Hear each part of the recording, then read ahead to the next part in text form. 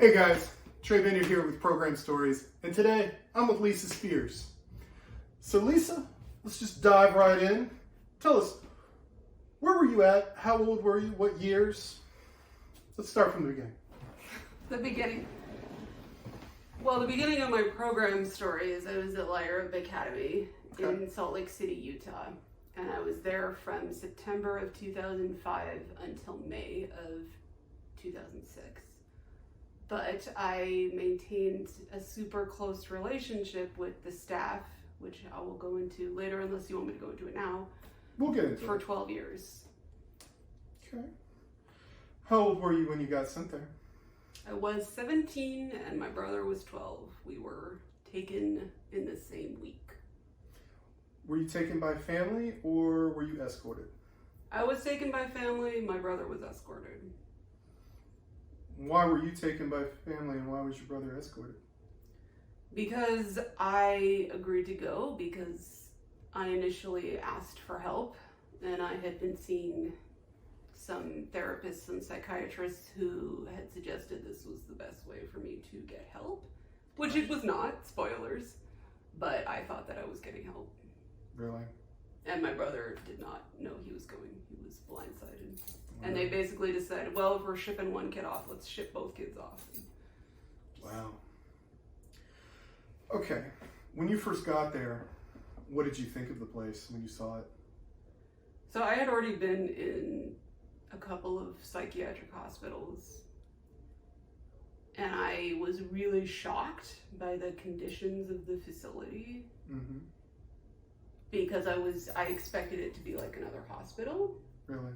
And instead it was super strange. And I remember driving up and feeling just this intense fear. Like this big cloud of doom was over the house. And I can't describe the feeling that I had like in the pit of my stomach, you know, like something really terrible is about to happen here. And I remember that they separated me from my mom and they took her into some other room and I don't know what they said to her, but with me they were like, okay, strip and squat and cough. And I was like, okay, that's normal, like, because I did that in the psych ward. It's not normal, by the way. No. It just was for me, which is really disturbing in itself. And then they asked me my sexual orientation while I was naked. And I said, I'm gay because that's how I was identifying at the time. That's not how I identify anymore. Okay. Because I'm non-binary. That's fine. And I'm bisexual. But, you know, back then that wasn't, you didn't come out as non-binary in 2005. You came out as gay. No, you didn't, yeah. You came out as gay. Yeah, not now, back then. Yeah, I remember that. And so, and then she asked me, do you want your sexual orientation to be part of your treatment here? And I thought that was a really strange question. And I was like, no, why would I want that? And she made some note in a pad somewhere. But I had a really bad feeling and I thought that was really strange that she asked me that. And I remember seeing like the kids running around and I just got a really, really bad feeling. And I ran to my mother and they were like, okay, we're gonna let you say goodbye for like 20 seconds or something. Like they started a watch. Like it was less than a full minute that they gave me. And I was like, Mom, I changed my mind. I got a really, really bad feeling. I can't stay here. You have to take me. Something is really, really wrong. Like they just asked me while I was naked what my sexual orientation was. And she was like, yeah, you can't back out now. You have to stay here. I'm not taking you home.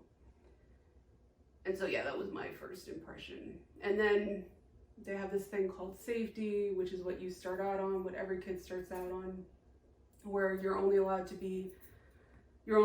to move within 5 feet of your assigned staff member. And if you go out of 5 feet, or they say that you've gone out of 5 feet, then you get put on 2 foot, which is basically like an elbow loop. And even when I was in the psych ward with like double block doors, they never did that. I've never heard of that. Yeah, they never made you stay like this close to your staff member. And so I was like, okay, that's really weird too. And I just remember feeling like this super sinking feeling. And then it was like lunchtime And I was like, I'm a vegetarian, and they're like, we don't have any vegetarian food. And I was like, well, that's a good sign. And so they made me a peanut butter and jelly sandwich. And that's basically what I lived on for the next 8 months. And I was there for an eating disorder. I mean, among other things, but that was like the main thing I was there for. Really? And so being fed a PB&J sandwich was, in retrospect, a really terrible thing to do to someone with an eating disorder. For months and months and months, you know, they never had good vegetarian food. I've actually seen that because of the school I was at. You know, there was a vegetarian there, and I saw that same thing. Yeah. Mm-hmm. Okay, so after all this happened to you, what happened next? Like, what was your first week at La Europa like? At La Europa. Isn't that a weird name? Yeah. I just say that it was a converted bed and breakfast in Salt Lake City, and they just kept the name. Really? Yeah, it was so weird. So it was just like a house or something? Yeah, it was a house. Wow. In the suburbs of Salt Lake City. Yeah. So I was on safety, and then safety was part of team, which was like safety in level 1, which meant that once you got on level 1, you could move more than 5 feet, but you had to stay within earshot, and then you went up to line of sight. But first you had to stay within earshot. And so we had to all move as a group. Mm-hmm. And so when you woke up, you had to do workout and then hygiene, and all this loaded language, which is a method of brainwashing, by the way. Loaded yes, language, it is. Yeah. And I still can't talk about it without using this language. So hygiene was like taking a shower, which you had to take a shower every day, and then brushing your teeth. And so we had to do all this within like 30 minutes. There were like 10 children who had to take a shower within 30 minutes. And you showered with adults, including adult men sitting there, and you went to the bathroom and had to leave the door open with all these children and adults, including men, sitting there, and you had to count while you were in the bathroom. So like if you had to, defecate, mm-hmm. you had to count while defecating, which is actually a lot harder to do than it sounds. Because, you don't, like, can I be graphic? Yeah, say anything you'd like to say. I'm graphic about Please do. Yeah, I get it. There was some weird stuff that happened. So you had to, like, count and then push really quickly because you don't exhale while you, like, push. And so it was really hard to do that. And then it was also just really, humiliating, dehumanizing to have to do that in front of grown men. Was this like a single house bathroom, or was it yes. like... Okay, so it wasn't like a group bathroom with like 4 showers or anything like that? No, it was like a house bathroom, and you had to just leave the door open, and they sat there. I mean, they turned away so they wouldn't face you, but they sat within like a foot of the toilet while you counted. Wow. Right? Sometimes I don't really... I'm at a loss for words on that one. Wow, I mean, that somebody thought that was just okay. Apparently now at La Europa, I spoke to someone recently who graduated in 2019, and apparently now they have cameras everywhere, including the bathrooms. Wow. And I don't know. I'm like, I don't know if that's better or worse, but it's not good. Did you ever go to school while you were there? We did have school, but it was remedial, to say the least. And it was only a couple hours a day, and it was like packets, like workbooks. Would you say that the school did anything for you? No, absolutely not, no. Okay. Was it possible to graduate high school from La Europa? I graduated high school from La Europa, but they never gave me a diploma, and it's been a really serious problem with going to college and stuff, having to prove that I graduated from La Europa. It's been an ongoing problem. And when I was applying to college, they didn't send my transcripts to the schools that I applied to until, like, some of them, the deadlines lapsed. Other ones, they sent them, like, at the last minute. But there are some schools I never got to apply to that I'd always wanted to go to because they wouldn't send my transcripts. I had a lot of trouble with that when I got out of my school, so I do understand that. All right, I want to touch on this. You'd say that La Europa was at a house, you know, it wasn't like a big school. How many other girls and boys were there? So La Europa was, it billed itself, it presented as an all-girls school. I do not identify as a girl, and a lot of others there didn't either, but that's how they advertised.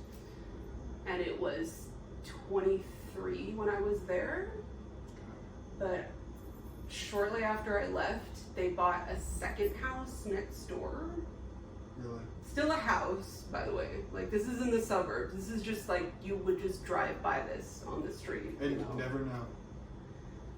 And you never know. Wow. And so they bought a second house and they expanded their population. I'm not sure how many it was after that, but I assume it was about double, 40, 50, something like that. Going in, did you guys sleep on like bunk beds, or I'm assuming yes? No, I'm just laughing because programs, you know, are so fun. Are like so expensive, but don't spring for any actual expenses. Yeah, a bit of an understatement on that one. No, we slept in these beds that were just like lined up next to each other. So we weren't in bunk beds, but you'd have like 4 people to a room. How many rooms were in this house? 6 rooms. Some of them weren't bedrooms, but they converted them to be bedrooms. Gotcha. It was a pretty big house. Okay, so it wasn't like some small 4-bedroom house. It was a larger house in the suburbs. I see what you're saying. No, I think it might have been 4 bedrooms, and they just turned like they turned the pantry into 1 bedroom. Oh wow. And they turned like what I think was like an office, like a fax room, into a bedroom. All right. And they just crammed us in there. How much was a month's tuition at La Europa? I'm glad you asked. This was in 2005, and back then, this was a lot more money. I mean, it was a lot of money back then, but it was $9,000 a month. Like, that was even more money back then. Wow. $9,000 a month. A month, plus a deposit, plus a non-refundable $650 admission application fee, plus $1,100 to go into your trust account, which paid for like food and toothpaste and stuff. So that $9,000 didn't go towards anything you actually used in your daily life. Wow. What was the food like at La Europa? It was not good. Really? And we had to cook it too. Like, they didn't even hire someone. We made all our own food. We washed all our own dishes. We did all our own laundry. We cleaned 5 times a day. We did yard work at the owner's house. Still can't believe we did that. I had to do that too. The owner's house. Not the house we lived at. I mean, we did that too, but I mean, we cleaned, I'm just like, we were like his own little sweatshop. That happened to me too. I remember going over to the owner of my school's house. Paying thousands. Yeah. He had us come over and lay sod at his mansion. Yeah. So yeah, I had to do that too. And so, I like to bring this up because it's relevant, you know, that most of the kids who were there got their money from insurance, and you were talking about this earlier, that they would give us like arbitrary diagnoses so insurance would pay for it, but they also encourage parents to use college savings. So my mother used my college savings in addition to insurance money, you know, for me to be there. And so when I went to school, like, I had to take out, you know, student loans, which a lot of people have to do that, but, you know, I suffered financially as a result. It wasn't just my parents who suffered, you know, it was I who also suffered. Do you think You understand what I'm saying? Oh, Okay. very much. Like, I'm still paying off my student loans, you know. Yeah. I want to ask this. You know, you had talked about how when you got there, you identified as being gay.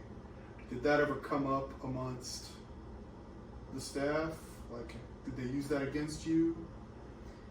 Yeah. How would they do that?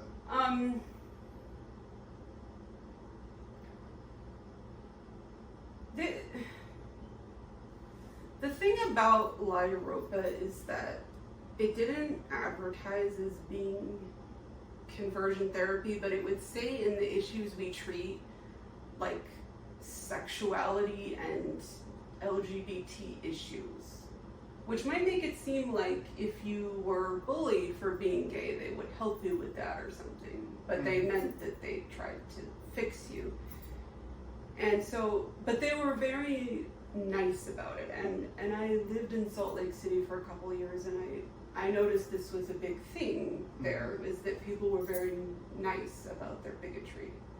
You know, like, yes. We don't hate you, we love you, that's why we want to save your soul, because we love you. I've seen that in Salt Lake City when I've been there. You can see it. Yes, right? yes, Yeah. I've been to Salt Lake City.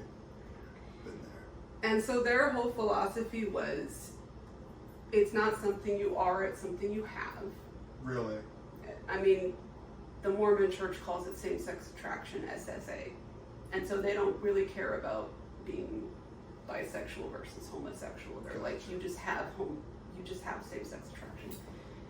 And that this was caused by my being molested by my dad. Okay. Even though I was also molested by my stepmom and my sister. But we just didn't talk about that, I guess. Yeah. And that the way that I needed to overcome it was to overcome my fear of men by forcing me to be, quote, intimate with men. And so when I was there, yes, it's layers upon layers of sickness, they forced me to have therapy with this guy named Jason Calder, who's now doing 7 years to life in prison for raping another girl. Oh, wow. Who didn't assault me, but he was very sleazy and flirtatious with me, and I was, you know. What kinds of things would he say to you? Like, he would hug super long. He would say, like, you look really hot in that, or like, you know, those guys, like, if we went out in public, he would always say those guys were totally checking you out, and he would try to, like, set me up with his much older, he tried to set me up with his 30-year-old friend when I was 17 and in his care, and it was, yeah, it was just, so when he was arrested, I was not at all surprised. I was just happy that he was in prison. Sounds like that's where he needs to be. Yeah. I'm a good guy. All right. So, while you were there, do you think it was more about being gay that they were trying to fix than it was actually helping you with your eating disorder or any other issue?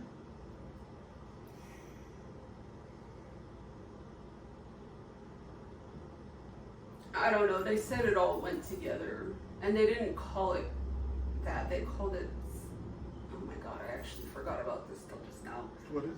They called it sexual reactivity. This, like, trying to get me to have sex with men. And then when I got out, like, not when I was there, but then when I got out, my therapist was, like, constantly just like, you need to have sex with men, you need to have sex with men, and that she didn't believe that, like, sorry, I'm gonna be graphic. Oh, please, you can be as real as you need to be. Okay. Please do. Tell the story however you feel you need to tell it. The best way you have. They thought only penis and vagina counted as sex. Okay. So that, like, digital or oral penetration didn't count as sex, and so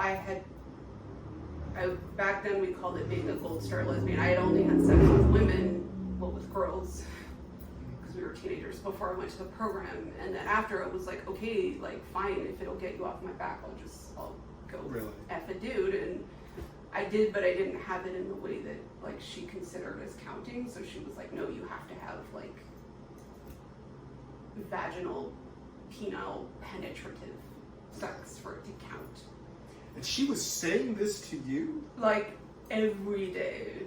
And she would give me graphic details of her own sex life. That's why I'm like, I don't know what this relationship was. Like, she and I never had sex, but it wasn't a normal relationship. Like, she would tell me all the time, like, well, my fiance and I only have oral sex, and so we're saving ourselves for marriage, kind of thing. Wow, that I to say to that, right? No, I really don't know what to say to that. I just don't feel like that's something that a therapist should be talking to somebody or saying to somebody like that, you know? It's absolutely not, yeah. I have to ask, you know, you just telling me this, what other things like that were going on? Because if this is what's going on, and this is all you've told me so far, what other stories do you have to say about, you know, this particular therapist or your time at Europa? Like, what are some other things that stand out in your mind that you look back on now and say, that was not right, that was fucked up? Yes. What are some other things that stand out in your mind like that? Well, so I sent Vanessa Hughes, I sent her, I had this like 50-page Word document of all the messages that Rebecca had sent to me. That's my therapist, Rebecca. Okay. On Facebook Messenger alone, I don't have the text messages. And it was just pages and pages of like, you are the most amazing person I have ever met. You make me believe in myself as a therapist. Like, you're like a daughter to me. Did you feel like a daughter to her? Like when she would say these things to you, what would be going through your mind? How would you feel about that? It made me feel like I owed her something. Like I couldn't walk away from her. Like I couldn't say anything bad about her. Like even in this kind of setting, even when I started speaking out, I felt like, but she's always loved me so much. Like she loved me when my own family didn't, you know. So I felt like I owed her something, which is, I now know, a method of brainwashing. It's called love bombing. Is that okay? I want to ask you this. Do you feel like she was preying on your vulnerability at the time? Oh, so the end of that story is I sent it to Vanessa, and this was pretty recent, and I was like, what's your perspective as a clinician on all this stuff that she said to me over years and over decades? And Vanessa said, she's a type of sociopath that is a hunter. Really?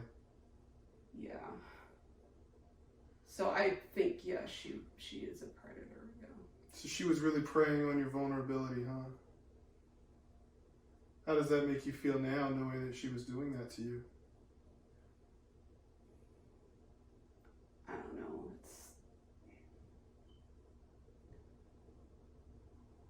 I feel embarrassed that I fell for it. Really?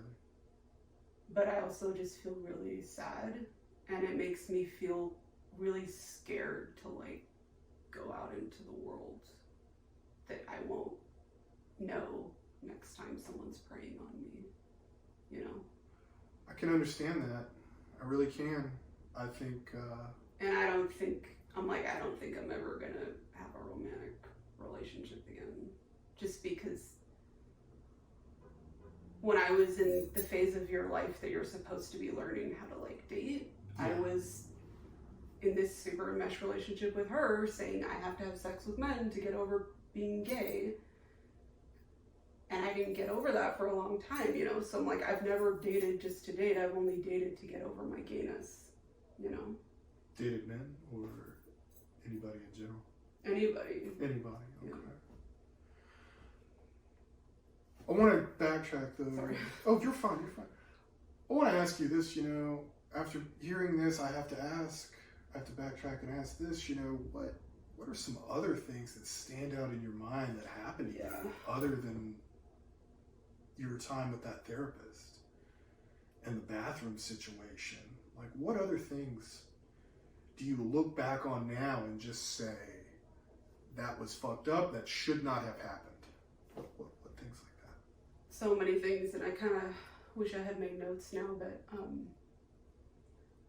there's a few examples. Okay, go with a few examples. One is at Europa we had reck therapy, which is their version of seminars.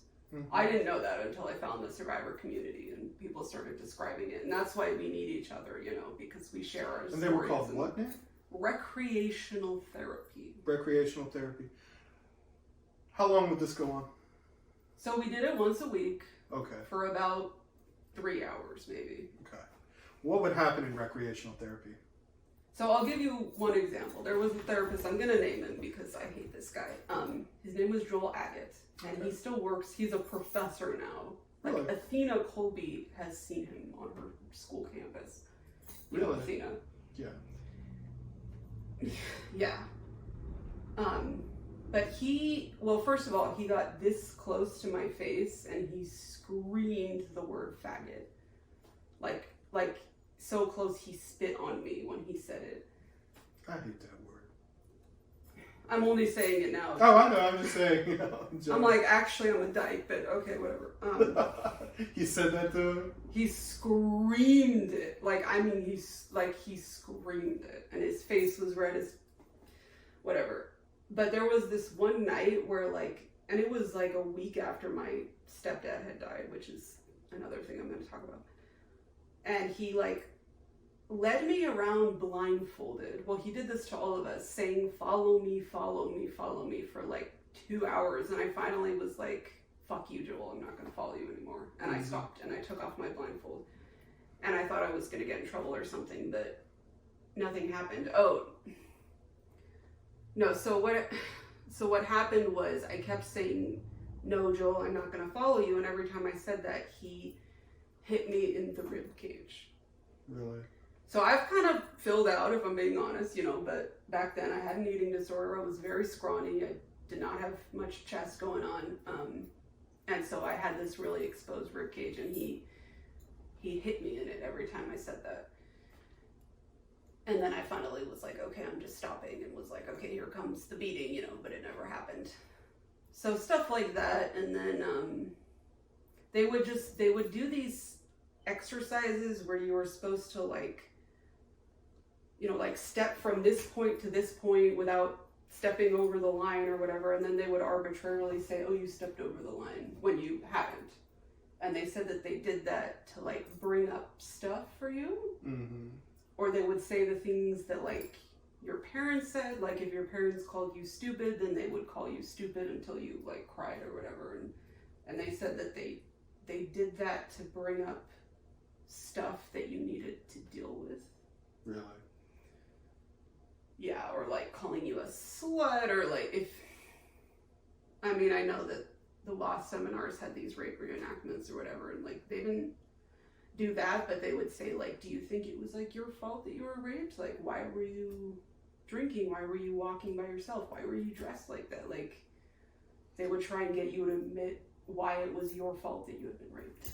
I've always hated that what was she wearing sort of thing, that mentality. That has always made me angry, that whole what was she wearing, hearing you say that, just... And it wasn't just men, we had this female rec therapist named Amber who was she was the one that we feared. And she would say stuff like that too, you're just gonna find another person, you little slut, you're just gonna get raped by someone else. Was she an older woman or a younger woman, to you? What did you see her as? I don't think she was old enough.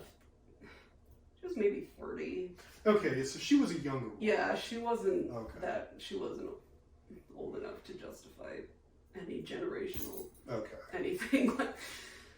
And I don't know what these people's issues were themselves, I don't know. But so there was that, and then I had at the time we called it an affair, but a sexual relationship with another staff member. And there was another staff member that had it with another girl. You had a relationship, you said? I wouldn't call it a relationship, but yeah, I did with a guy who worked there. And what was this like? It was just really, really, really dark. That guy I'm gonna name him too. His name's Mark Chetty, and he still lives in Utah, because once in a while I Google him just to keep tabs on him. Did he take advantage of you? That guy is a full-blown sociopath. He would switch in an instant from loving to he would say stuff you're not going out like that. Just shutting me down as like a authority figure, you know. Okay. Yeah. Did he ever take advantage of you?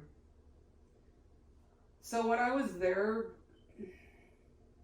we didn't act on it, so to say, but he definitely groomed me, because like the second I got out, like it was on. I mean, like literally, like the day I got out, it was on. And he's like, we should probably wait until you turn 18 just to be on the safe side. Wow. Was grooming like this a big thing? Did you see it happen to the other girls? I know it happened to at least a few others, like including a female staff member did the same thing to a girl who was only 15. So you saw the female staff members doing this to the girls too? Wow. Right? I I think there's a special place in hell for female pedophiles. Yeah, I would say so too. Yeah. Wow. Is there what you had earlier talked about the issue with your stepdad had died? You said you wanted to touch on that. What would you like to tell us about that? Yeah, this one is still really hard for me to talk about. I've told this story a lot at this point, and I still can't say without crying. So he had cancer. Okay. He was in the hospital. Were you guys close? Ish. I mean, my biological dad was a very bad person. Gotcha. So he was like the only father I ever knew. All right. I mean, he was not perfect. He sent his kid and me to a program, but he wasn't abusive. I understand. He was kind. He was a kind person. And he was on kidney dialysis after having a stem cell transplant, and they would not let me call him. They would not let me call my mom. They wouldn't let me do anything. We weren't allowed internet access or anything like that. All our mail was monitored. And so finally, like on July 9th, they finally let me call my mom. And I had been waiting to hear how he was doing. And my mom answers the phone and she goes, "Hi, honey, like I'm here at the morgue." And I was like, "Oh, is it over?" And she said, "Oh, no, it's not over." "Well, he's dead if that's what you mean." I was like, "Yeah, that's what I meant, Mom." And she's like, "Oh, I'm sorry, honey. I thought they told you that. I thought they told you he died." I was like, "No, they didn't tell me he died." And so I had a lot of regret in my relationship with him, and not being able to say goodbye to him, not being able to tell him I was sorry for the things that I had done to harm him, not being able to hear him say he was sorry for sending me to La Europa. Mm-hmm. It really destroyed me for like maybe 7 years after I left La Europa. It really consumed me, the guilt and the shame and the grief, and I used to feel guilty because I thought that I deserved to be there. Really? Now I feel angry. Now that I know what was going on, now I feel just profoundly angry that they took that from me. And that they didn't even tell me that he died, you know? Yeah. They just let my mom. Do you think you were brainwashed into thinking you deserved to be at La Europa? Well, yeah, definitely. No kid deserves that. No, not at all. No matter who you are, what you've done, no adult deserves that. No. Lisa, sitting here talking about La Europa, I mean, it's making me angry hearing some of these things you're telling me. What other things stand out in your mind that happened? But I also want to ask you this. After your stepfather died, how much longer did you stay at La Europa? Well, this is actually interesting because up until that point, you know, like I said, I had been in psych wards and I knew how to like play the game, you know? Mm-hmm. I knew how to say what they wanted to hear and all that stuff. And after that, I was just like, I don't give a fuck. Like, I'm not going to pretend like I'm okay being here. I'm not going to pretend like this is okay. And they immediately cut off the love bombing and started just like verbally destroying me. Like they used to put me in a room kind of like this, Okay. and they would have 3 different so-called therapists. They were not therapists, but that's what they called themselves, sitting on the opposite couch, and they would spend like 5 hours just trying to break down my defenses, is how they put it, you know. And I would say, like, I'm really angry, and they'd say, why are you angry? I'd say, because my dad just died, and they're like, no. Or I would say, like, I'm angry at you, and they were like, no. Like, let's go back to your childhood. Let's go back to when you were 4 years old. Like, what are you really angry about? And they said that was, like, breaking down my defenses. And they kept me on the same level for like forever, and I kept applying up, and they kept voting me down and just like taking away my privileges. And that was when I changed, I thought for the better, but now that I know what was happening, not at all for the better, because that's when I was like, okay, I'm really gonna work the program, not just play the game, not just say what they want to hear. I'm really gonna change inside. And then I was like super, I don't like to use the phrase on the Kool-Aid. Yeah. You know why? Yeah, I understand that. Because Jim Jones was a white supremacist, and he basically committed black genocide, but and saying on the Kool-Aid makes it sound like they chose that. They didn't choose it. It wasn't a choice. I don't have a good alternative to that phrase, though. I bought into the philosophy. Gotcha. And I became like the meanest upper level. Like, this is something that I'm very ashamed of, but I say it, you know, because I know I'm not the only one who experienced this. What did you experience? That I started like enforcing the rules to a point where lower levels were like afraid of me, and I would give people feedback. Like, we used attack therapy, and I would say things that like really cut people to their core. Like, I told this one girl that she was a sexual predator. Really? Just like the worst thing you could ever say to anyone. Yeah. Oh yeah. Yeah. Oh yeah. And they were like, you need to tell her that like she made you feel sexually objectified when she like said she had a crush on you. And I was like, okay, I'll say that. It wasn't even true, you know? Yeah. And that's when she started crying, and we had like gone around the circle, and she didn't cry until I said that. Wow. Like, I will. Was there a point and level system at La Europa? Yes. Okay. Can you kind of explain to us how the point and level system worked? There wasn't a point system. There was a level system, and there was star sheets.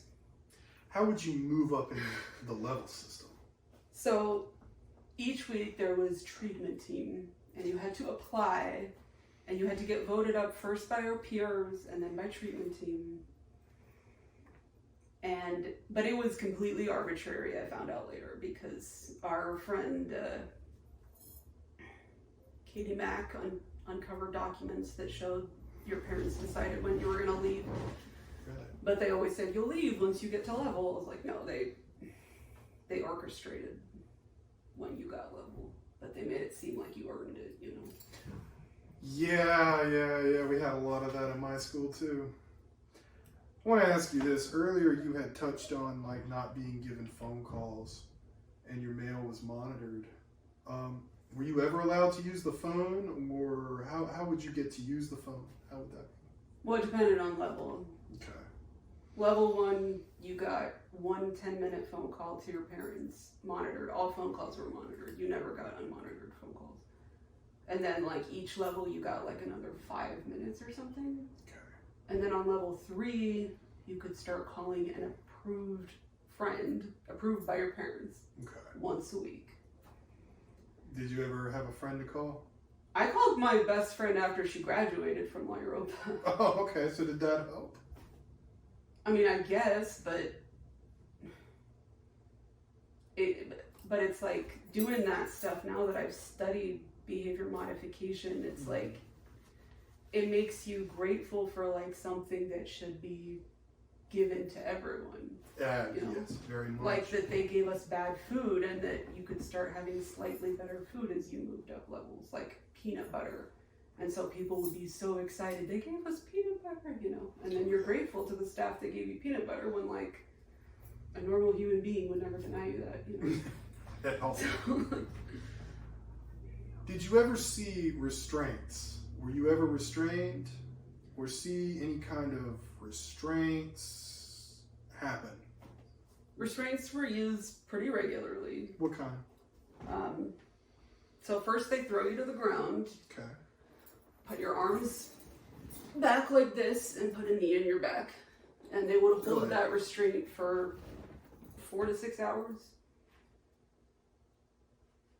4 to 6 hours? And when someone got restrained, yeah, I can't believe nobody ever died, honestly.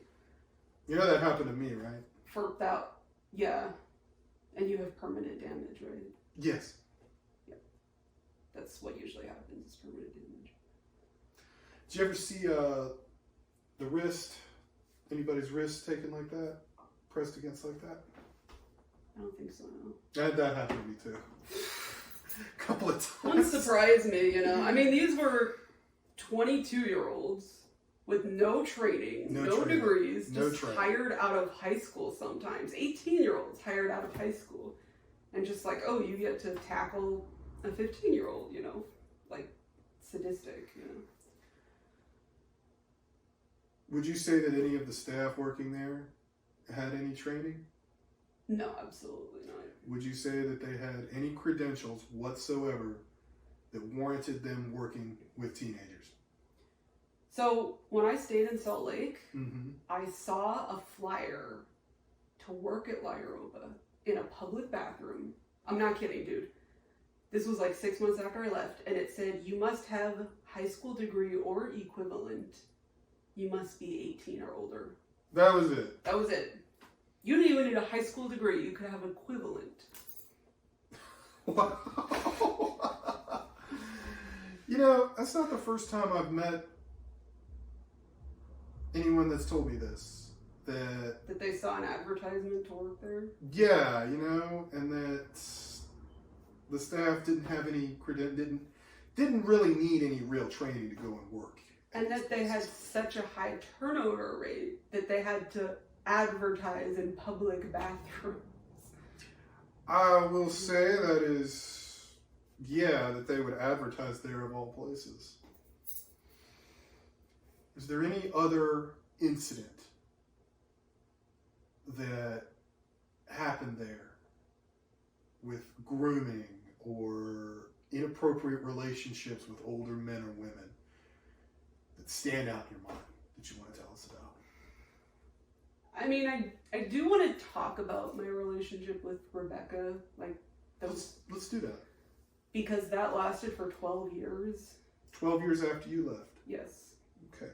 I'm 33. So I stopped talking to her when I was 29. Okay. What was this relationship after you got out with Rebecca like? Was it platonic or... Tell me about what it looked like. Whenever I bring this up to any other survivors or even non-survivors, that's always the first question they ask me. Mm-hmm. Or they say, do you think she was a pedophile? Yes. Do you feel like she was? So, the term that another survivor used was emotional molestation. Okay. And that fits pretty well, mental, emotional molestation, because she never touched me sexually, but the things that she would share with me and the way that she really forced me, honestly, to have sex with other people was really sexually inappropriate, you know. But what our relationship looked like is I used to sleep on her couch and we would cuddle in our jammies and eat ice cream and watch movies like we were gal pals or something. Yeah. And she would say things to me and then say, I've never told anybody that before. What kinds of things would she tell you that? I should do this. I'm just thinking if I should say this because she asked me not to tell anybody.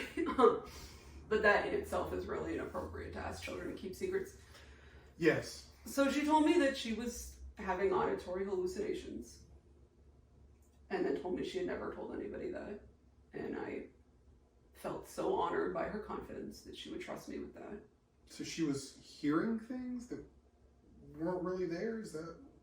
That's what she said. Okay. And just stuff about her family and her own trauma from her own childhood, and stuff about her relationships with men, which also weren't very great.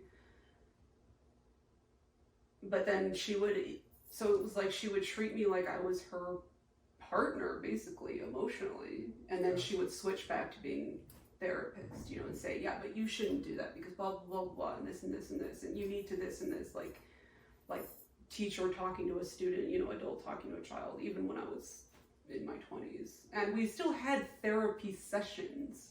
Gotcha. That I was paying for, because I didn't know that your therapist isn't supposed to do that. And I used to think therapy's not going to work for me.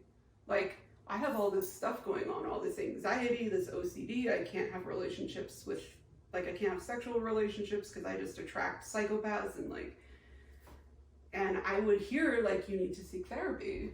Really? That's everyone's answer to that is you need to seek therapy. And I was like, I'm in therapy. It's not working.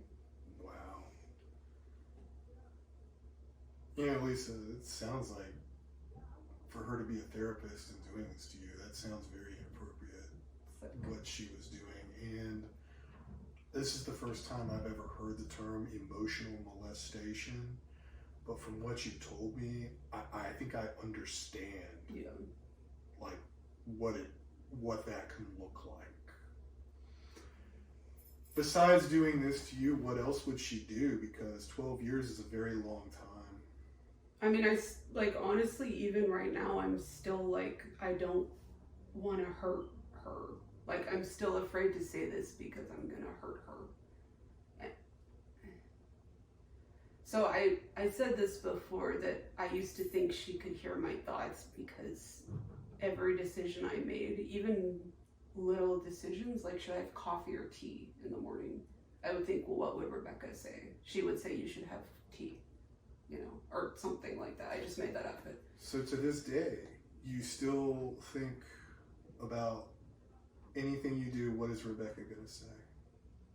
So over the last couple of years, I have trained myself to stop saying that, to say it doesn't matter what she would say, or maybe even let's try the opposite, because she was so fucked up that maybe her advice isn't something I should be taking anymore. But it took time, and I still feel this loyalty and this hope that someday she's gonna turn around and disown the industry. I mean, it's impossible to avoid it now.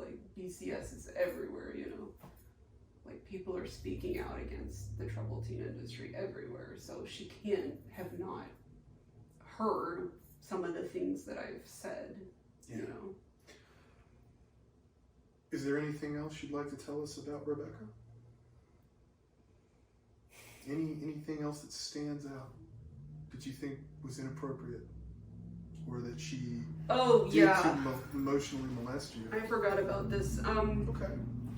So in that relationship I had with a staff member, she said that I preyed upon him. When I was 17 and he was 25 and he was a staff at Europa, she said I was a sexual predator. Really? Yeah. And she said that about everything, because I had some really bad experiences in college. I was assaulted a couple of times in college, and both times she said that I had sexually objectified and preyed upon the man who assaulted me, Wow. Yeah, I forgot to mention that, but I believed her, and I carried that for years, and for a while, it felt really good to be oh, I'm not a victim. If I'm a predator, then I can change and I won't be in danger anymore. Like, it's a trauma response, you know, to take responsibility for sexual abuse. But, you know, it's like I knew deep down what the truth was, and, you know, I knew that I didn't have control and dealing with those in trauma therapy. Like, I saw a real trauma therapist for the past 5 years, who was the one who was like, she did what? Like, I'm sitting here telling you, I'm like, a therapist did what? That was how my trauma therapist responded. Or she would go, I'm sitting I here. was like, she's gonna go home and cry. As she would. I'm sitting here in shock and awe myself from what you're telling me. And you're a CSA survivor. So. Yes. Wow, I for you to come out with that, you know, it's brave in itself. Thank you. And, you know, I want to ask you, because getting with the BCS movement now, has that helped you? Tremendously. How so? So, as I said, survivors need each other. Very much so. Even other survivors who don't think that they're survivors are not that helpful. But people who are like, this is not okay. No.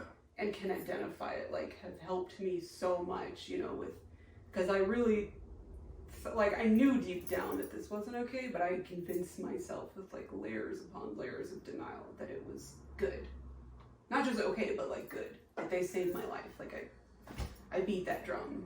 So you were thinking that you knew what Rebecca was doing to you wasn't right, but you just kept going because you thought it was right? Because I thought that was my problem. I see. Like, oh, my mind is telling me that it's not right because my mind wants to get me away from therapy so I can go drink myself to death because I'm sober, you know, or starve myself to death, you know, but, like, she's the one who's really going to help me.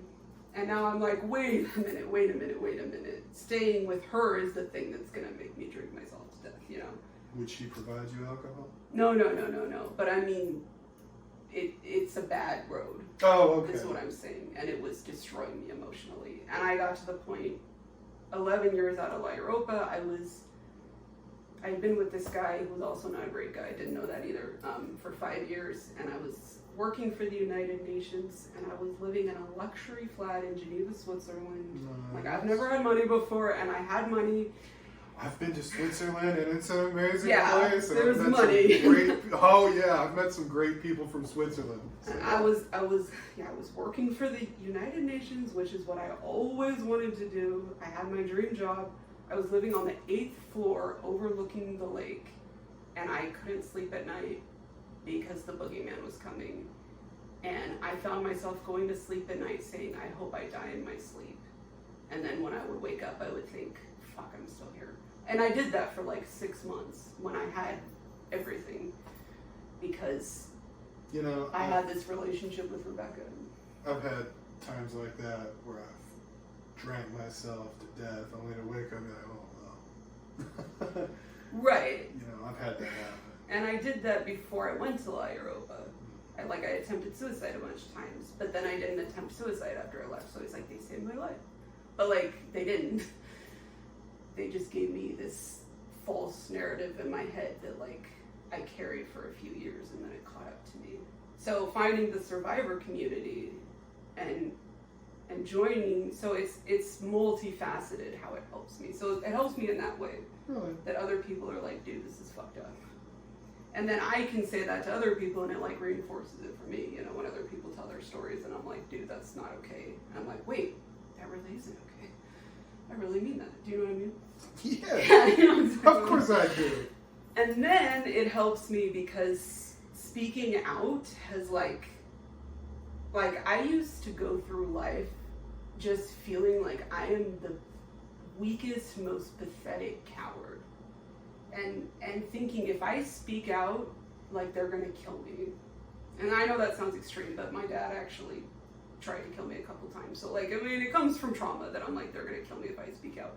And so speaking out and standing up to them has made me feel really strong. Like, really, really empowered, you know? Gotcha. I'm like, I'm not afraid to speak out anymore, you know? I'm still a little afraid of hurting Rebecca, but I'm gonna get over it. I'm gonna do it anyway. I don't make a decision based on that fear.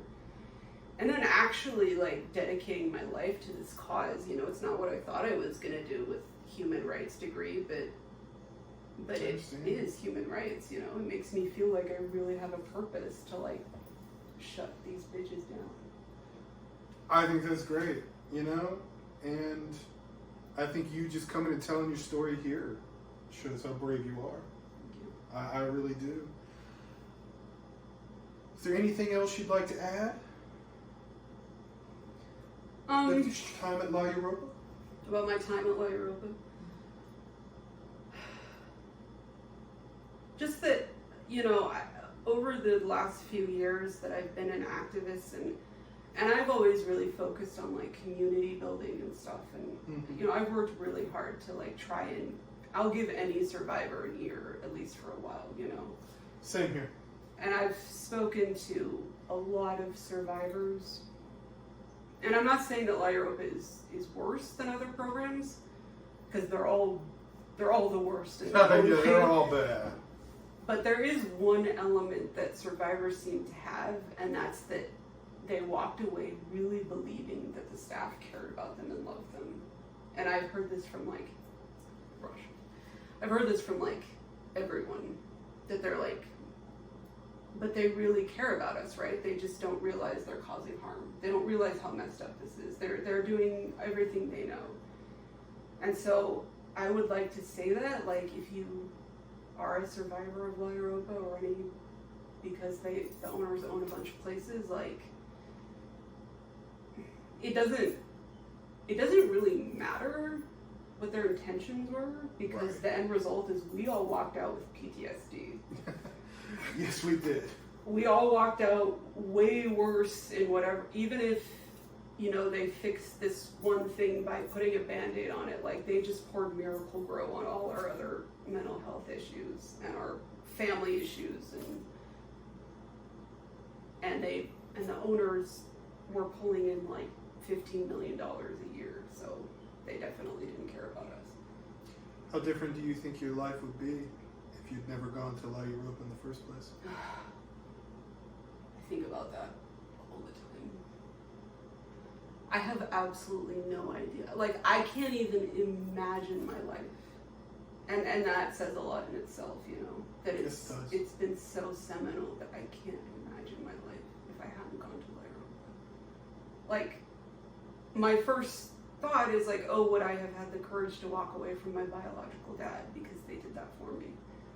Yes, I would have, I would have found the strength on my own if someone hadn't said, you need me to save your life. I saved my own life, Yeah, I get that. But I think I wouldn't have been so confused and ashamed of being bisexual or genderqueer, which I was so ashamed for so long of that. It's nothing to be ashamed of. I would never tell anybody that. And I think I would have been able to have relationships with men and women, like romantic relationships, Right. I get that a lot. I think, I don't know, maybe not, but... I do understand that. I do understand that a lot. But maybe I could have gone to a real therapist instead of continuing to see Rebecca all those years thinking, why would I see someone new? I've got the best therapist ever. Maybe I would have gone to a real trauma therapist and gotten help for my childhood, Oh yeah, I get that. One last thing before we end. If you could talk directly to your abusers at La Europa, including Rebecca, and what would you like to say? Fuck you. I've heard that one before. Comma. Okay. Hey, fuck you. To the owners, to everyone. Okay, I'm Jewish, and I didn't really practice it for a long time, but I kind of believe it again these days, and Really? I don't know if this is true, but I believe that when you die, God will read your sins to you from the book of life, and you will have to answer for what you have done. Okay. And I cannot imagine what you will say when he asks you why you made money torturing children. And Rebecca, you destroyed my life. Wow. And there is a line in Lolita, which our relationship was a lot like the relationship in Lolita, Really? that says, he broke my heart, but you broke my life. And that's what you did, you broke my life. Wow.